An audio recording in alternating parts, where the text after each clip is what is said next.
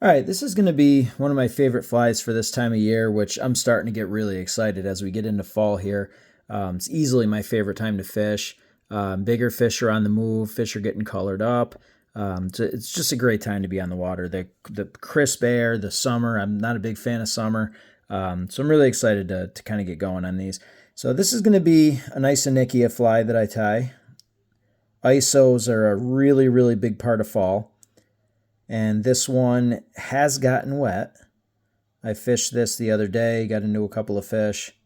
So it's a little bit beat up, but it'll look a little different when dry, but as soon as you wet it, you're going to get that slick back look. So I'm going to start with a size 14 curved nymph hook. Sometimes I even tie these a little bit bigger, so it just kind of depends on what you're matching up with in your area. I've got a spool of some black veevus thread here. So just going to kind of get this going a little bit behind the eye. Doesn't really matter where. This isn't a situation where we're measuring out or anything like that. I usually start my thread after I measure how long I want, part of the fly. But we're not really doing that. So we're going to run down and get a little bit of thread going there. You don't really need a full thread base. And what I'm going to be using is I've got this patch here. It's not a patch, it's a hen cape. It's like the most perfect isonychia cape you could possibly find. It's got that rusty color with some dun tips and some dun body feathers in there. So it's kind of hard to, say exactly where I got it. I'm not quite sure I remember, but it really honestly doesn't matter. You can just take a brown cape or saddle or anything like that and match it up and you'll be fine. But I ripped a little chunk off this. You can see the brown with the dun tips. It's part of the reason why I love this particular cape for this fly. But I'm just going to kind of go and fix these onto the hook. But I want to make sure that, if you're watching this, you're probably not going to have that exact cape, but it really doesn't matter. As I mentioned before, any cape or saddle that is hen will give you those soft hackle fibers. You can go with brown, dun, anything, or take the fibers, mix them up. It doesn't really matter. You don't need that exact cape. You can still get the desired effect of this fly and you'll be fine. What's important is, the body color and things like that. So you don't really need that exact one, but that is a really perfect isonychia material there. So on my way back up, I'm going to slip in some extra small gold wire. I always tie my wire in as I go back towards the front of the fly because it's a pretty easy material to tie on your way forward. And then what I'm going to do is I'm going to take a little bit of time here. And you don't have to go too crazy because you are going to dub the body. And anytime you dub the body, you have greater control over how you shape it. But I don't really want this to be a big, fluff ball. I want this to fish like an emerger, sitting down a little bit into the film. And then at the end of the drift, what I'll do is I'll swing it. I'll let my line tighten, and I'll just swing that across the current. One thing about isonychias is the nymphs are good little swimmers. So if you're fishing this like an emerger, you'll fish it on a dead drift, let it go down. You'll get quite a few strikes that way. If there's nothing doing, don't just pull the fly out of the water. Let it sink, let it do whatever it's going to do, and let it swing across the current because these nymphs they're pretty agile and they can move around. So if you give it a chance to do that, you'll get some damn good strikes. And what's cool about it too is the fish sometimes in the fall, they can deliver some pretty aggressive strikes. So you got to be a little careful because fish can and will absolutely slam this fly. So you got to be ready for that. For the body, I'm just going to go with a basic rusty isonychia dub here. I don't have a brand for you because this is coming out of my dispenser, but it doesn't really matter. I mean, just any dubbing that you like, I'm sure has an isonychia color. So just use whatever it is that you have. Any rusty-ish, brownish isonychia color will be just fine. So we're going to get this dubbed up. I like a nice, tight, uniform noodle when I do a fly like this. So going little by little all the way down, making sure there's no big lumps and stuff. Just a nice, smooth, uniform dubbing noodle. I do also tie this with a rope dub. I've explained that in some past videos. I didn't do it here, but I may do another video where I rope dub this. So I'm going to get a thin wrap towards the back. The tapered underbody that we created with our thread will help, but make sure that you're just applying a proper taper. The taper in this case is more for when you wrap the wire, because the wire is going to mash that down. So that'll kind of help maintain your shape. And the way that I did that taper is I usually go down about 1/4 of the way back to the front, down another 1/4 of the way back to the front. And just keep going back and forth, and that taper will build up nicely. So we're just gonna keep on going with this. These are, I get excited when I start tying these. Almost every body of water, whether it's a still water, a stream, no matter what, I don't think there's any other time to be out with a fly rod than in the fall. Just love every minute of it. October caddis are going to be coming pretty soon. Streamers, browns will be moving. It's just a great time of year. These things are easy to spot too. You can find the shucks all over the side of the river. Just look on rocks and things like that. You'll see the shucks all over the place.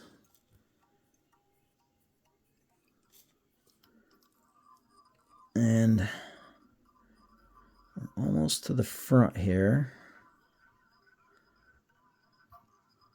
That looks about good right there. You want that nice tapered look. I'm going to mash some of that dubbing down a little bit there. And we're good. All right, the whole dubbing thing is the most annoying step. I'm glad that's done. So we're going to take our wire.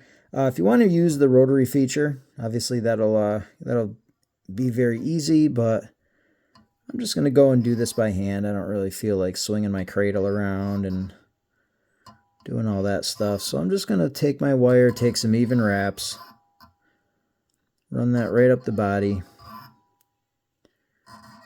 That'll secure all that dubbing.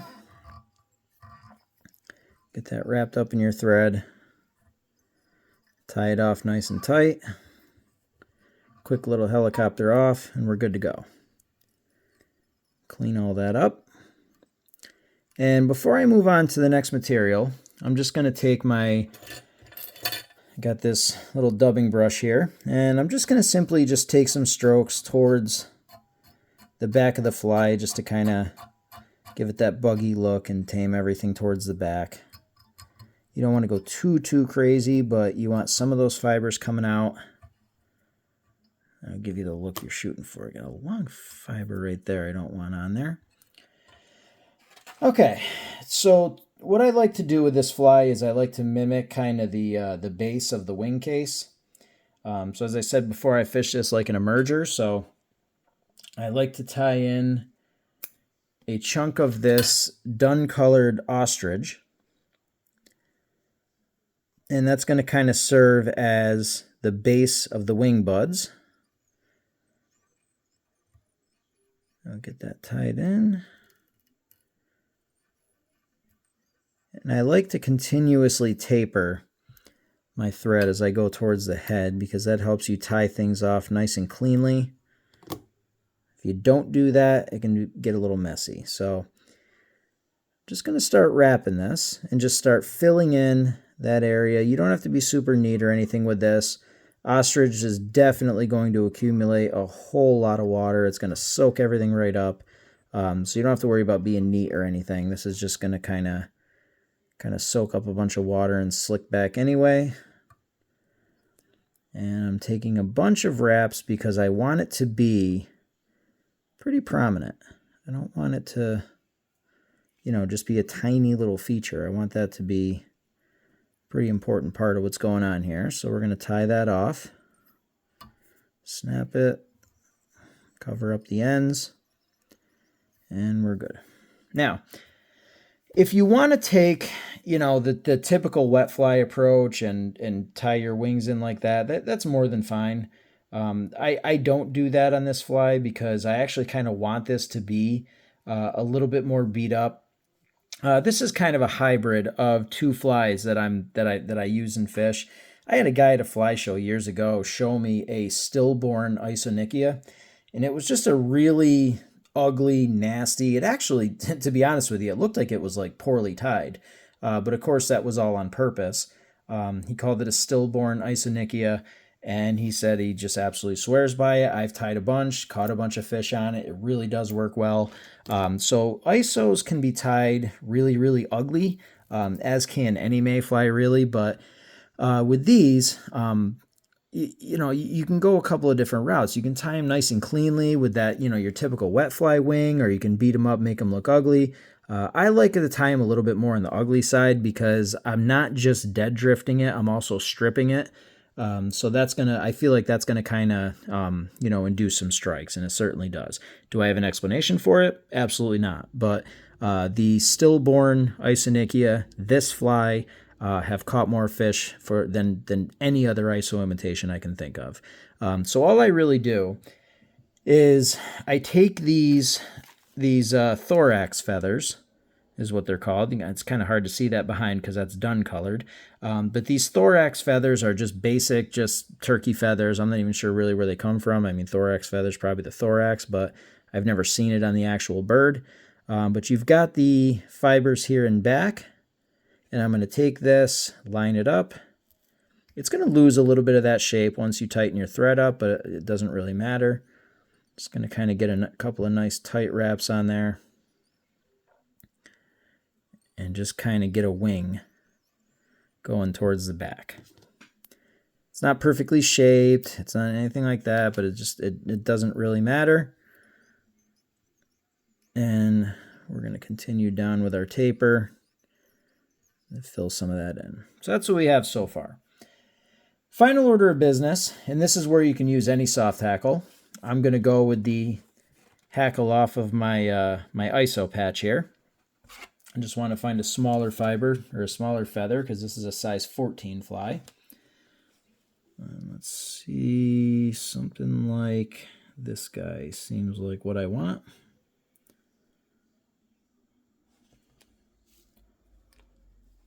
Get out of there. All right. So I'm going to take one of these, and I'm just going to take all of these longer, webbier fibers towards the bottom. I'm going to rip those right off. I'm going to rip an extra few fibers off of the top so that my first wrap is nice and clean. And I'm just going to transfer that over to the head of the fly, where I'm going to catch it with my thread. And once you have it locked in, there's not really much of anything else left to do, so just make sure that that's secure. Come in here, snip off the tag end, and you're ready for the final step. Now, I like to use hackle pliers. If it's long enough, you can just grip it with your fingers, but I'm going to come in here with a pair of English hackle pliers, get that snipped right onto the tip, get my first wrap nice and set, and continue that moving towards the front. Just a typical soft hackle wrap. When I tie soft hackles, I generally go very, very sparse. And you can see with this, I kind of wrapped the entire feather. I don't normally do that. This fly, I do that with, mostly because I want to float it. I want it to be a kind of a low ride and emerger. So I do put a couple of extra fibers on there. Tends to make it take a little bit longer before it actually dives down and starts sinking.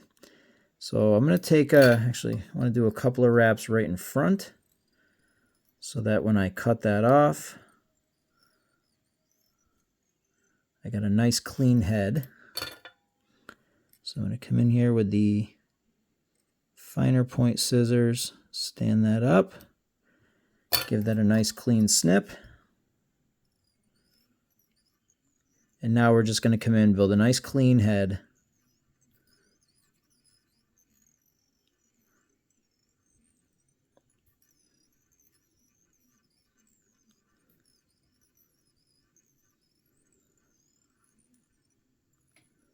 the head pretty prominent on this fly. Come in with a whip finish tool. Get a few wraps on there, sink that in. As far as the tying goes, that'll do.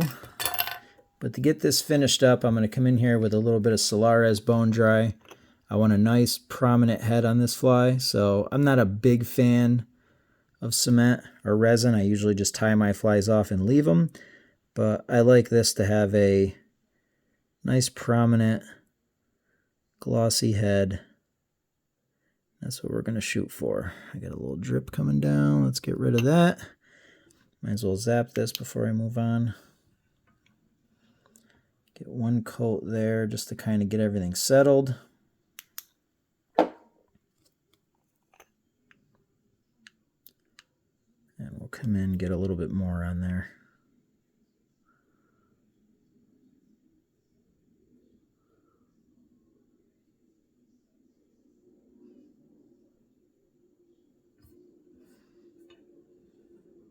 That'll do. All right. So at the end of the day, when you look at this thing, I mean, it does look like a typical soft hackle, and you can, probably argue that that's essentially exactly what it is, and yeah, you'd be right. But there are a couple of little variations in this, and especially some variations in the way that it's fished.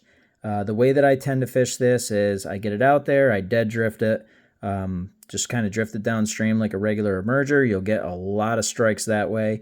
At the end of the drift, don't just pick it up and recast it. Let that line tighten, let it sink down, and then swing it across the current. These nymphs are athletic little guys. They can swim, and swinging it across the current usually brings about some pretty aggressive strikes. So this is a fantastic fly for a great time of year.